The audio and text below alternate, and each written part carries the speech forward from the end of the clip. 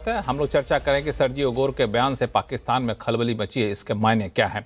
Break पे जाने से कई पहलू उस बयान के निकाले गए, लेकिन एक महत्वपूर्ण पहलू शुभांकर मैं आपके पास आना चाहूँगा कि ये बयान ऐसे समय में भी आया है, जो ब्रेक पे जाने से पहले प्रोफेसर स्वर्ण सिंह साहब शायद कह रहे थे कि पीओके में जिस तरीके से खलबली मची हुई है, वहाँ पे जो बिल्कुल व्यवस्था चरमरा गई है, और बयान इस देश की तरफ से आया है जो अपने आप को लोकतंत्र का हिमायती मानता है। तो क्या ये हमारे लिए एक अच्छा मौका है कि उस मुद्दे को उठाएं कि देखिए वहाँ पे क्या स्थिति हो रखी है, कानून व्यवस्था नहीं है, लोग आज़ाद होना चाहते हैं वहाँ से, तो उसको कोई रास्ता दिख रहा है क्या आपको? लक्ष्मण, देखिए, इस मुद्दे पर कई बार हमारे यहाँ से आधिकारिक तौर पर भी बताया गया है कि पाकिस्तान अधिकृत कश्मीर हमारा इंटीग्रल हिस्सा है। संसद से भी इसके बारे में बातें पास हो चुका है और अभी मुझे ऐसा कुछ नहीं लगता कि वहां पे जो स्थिति चल रही है उसके बारे में और कोई नया बयान देने की जरूरत है। राजनाथ सिंह साहब का थोड़े दिन पहले भी बयान आया था कि पाकिस्तान के लोग अपने आप हमसे मिलना चाहते हैं, पीओके अपने आप हमारे पास आना चाहता है और वो अपने आप आ जाएंगे, बिना किसी युद्ध के आ जाए। आपने एक चीज शायद और नोटिस की होगी कि आज गोर साहब जब कश्मीर के बाद लद्दाख भी गए। लद्दाख जाने की क्या सिग्नलिंग है वो एक अलग इशू है, क्योंकि लद्दाख आज के पहले कोई भी यूएस एम्बेसडर कभी भी लद्दाख नहीं गए। वो एक बड़ा इंपॉर्टेंट फैक्टर। और जहां तक ये सिग्नलिंग के पीछे की जो कहानी है, वो चाइना को या पाकिस्तान को जो सिग्नलिंग की जा रही है, मुझे लगता है कि आज की डेट में जो भी ट्रंप एडमिनिस्ट्रेशन का बेसिक इंटरेस्ट है, वो ट्रंप साहब का अपना पर्सनल फाइनेंशियल गेन है। तो जिस तरीके से अभी एम्बेसडर सज्जनहार साहब ने बताया आपको कि जो वहां पे क्रिटिकल मिनरल्स की बात हो रही थी, क्रिप्टो करेंसीज की बात हो रही थी, बलूचिस्तान में माइनिंग की बात हो रही थी, इन पर कोई भी काम शुरू नहीं हुआ है।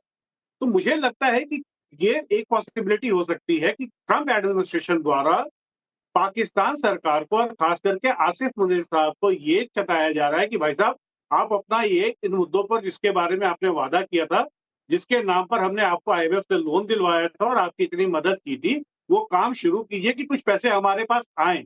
और ये पैसे अमेरिकन गवर्नमेंट के पास पॉइंट। कम आएंगे, हाँ, ठीक है, ट्रंप साहब के निजी हाँ, खाते में ज्यादा आएंगे। तो हाँ, ये बिल्कुल, जो ये आपने काफी कहानी है, इंपॉर्टेंट इस पॉइंट कहानी आपने को भी कहा, देखने की लेकिन जरूरत है। इसका एक दूसरा पहलू भी है। इसका एक दूसरा पहलू भी है, एम्बेसडर सज्जनहार साहब, कि भारत के साथ ट्रेड डील करने के लिए अमेरिका काफी दिन से उत्सुक है।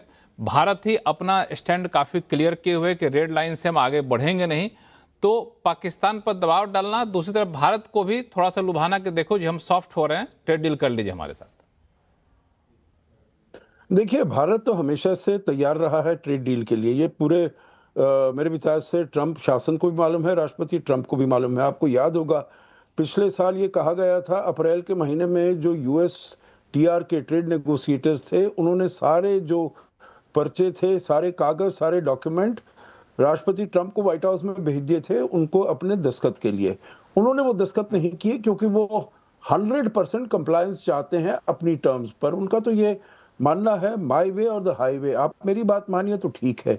और उनके लिए देखिए लक्ष्मण जी, उस समय ये हो गया था, जो सभी देश जो थे, चाहे यूरोपियन यूनियन हो, जापान हो, कोरिया हो, इंडोनेशिया हो, वियतनाम, सब उनके सामने नतमस्तक हो गए थे। उन्होंने जो कुछ अमेरिका चाहता था उसके ऊपर उन्होंने दस्तखत कर दिए थे। मतलब अमेरिका के सारे प्रोडक्ट्स ड्यूटी फ्री जाएंगे दूसरे देशों में, और उनके जो प्रोडक्ट्स आएंगे उनके ऊपर 18%, 20%, 15% टैरिफ लगेगा। ठीक है, भारत उसमें बिल्कुल भी उसमें रुचि नहीं थी, हमारी इंटरेस्ट नहीं था, क्योंकि दो मुद्दे हैं, एक डेयरी है, एग्रीकल्चर है, एमएसएमईज है। उसमें कुछ हमारी रेड लाइंस हैं, उसको हम बिल्कुल पार नहीं कर पाए। उसको हम किसी भी वही अब कीमत में हम लोग उसको किसी कीमत वही पर रेड मुद्दा लाइन को हम अब लोग पार नहीं करेंगे। हाँ, जी बिल्कुल आपने जी सही कहा कि उस मुद्दे पर भारत अड़ा हुआ। लेकिन एक बात, सवाल जो मैंने शुभांकर से पूछा, वही सवाल मैं प्रोफेसर स्वर्ण सिंह साहब और आरती टिक्कू सिंह, मैं आप दोनों से पूछना चाहूँगा कि इस मौके पर क्या पाकिस्तान ऑक्युपाइड कश्मीर के मुद्दे को भारत की तरफ से ज़्यादा हाईलाइट करना चाहिए ताकि पाकिस्तान के ऊपर दबाव बनाया जा सके इस पूरे मुद्दे को लेकर के? आरती टिक्कू सिंह मैम, आप, फिर स्वर्ण सिंह साहब आपके पास। देखिए, पीओजेके में क्या हो रहा है, ये तो वेस्टर्न प्रेस जिनको एक्सेस है, उनको दिखाना चाहिए। वो चूंकि इंडियन प्रेस को वहाँ की कोई एक्सेस नहीं है, या इंडियन ओवरऑल सिविल सोसाइटी को कोई एक्सेस नहीं है, कोई बातचीत ही नहीं है इंडिया पाकिस्तान में, तो पॉसिबल ही नहीं है कि हम पीओजे के जाके देखें कि वहाँ क्या हो रहा है, वहाँ के लोगों से पूछे कि क्या हो रहा है और फिर उसको हाईलाइट करें। तो ये ओवरऑल रिस्पॉन्सिबिलिटी जो है ये अमेरिका की है, इनफैक्ट यूएस की है, जिन्होंने आसिम मुनीर को इतनी इसके खुली छूट हाँ दी हुई है कि वो कुछ भी कर सकते हैं।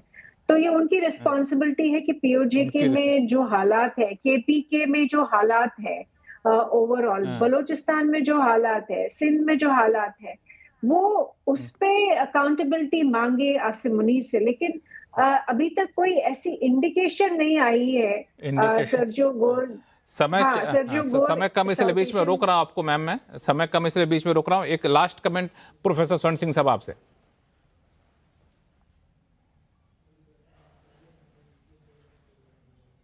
आप म्यूट पे हैं सर, आप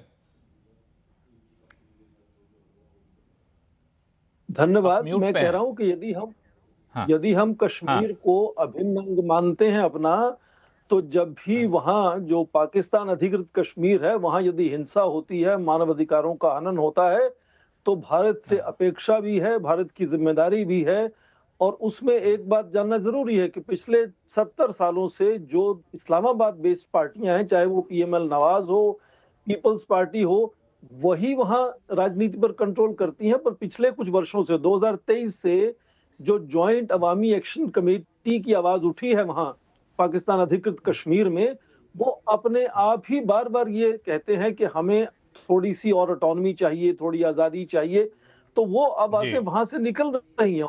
के युग में भारत जान सकता है कि वहां क्या हो रहा है। और मुझे लगता है कि मैं ये कह रहा हूं, अपेक्षा भी है, जिम्मेदारी भी है भारत की, कि यदि वहां मानवाधिकारों का हनन होता है, हिंसा होता है, तो भारत को आवाज जरूर क्योंकि उठानी चाहिए क्योंकि उसको भारत लेकर। का दावा है कि जो कि भारत का अभिन्न अंग वो भी है जो पाकिस्तान के कब्जे में है। लेकिन काफ़ी दिलचस्प चर्चा रही आप लोगों की तरफ से, समय कम इसलिए आप लोगों को बीच में रोकना पड़ा। आप लोगों के बहुत बहुत धन्यवाद अपना कीमती समय निकालने के लिए। आवाज़ अड्डा में फिलहाल इतना ही। देखते रहिए सिंह न्यूज़ से आवाज़। नमस्कार।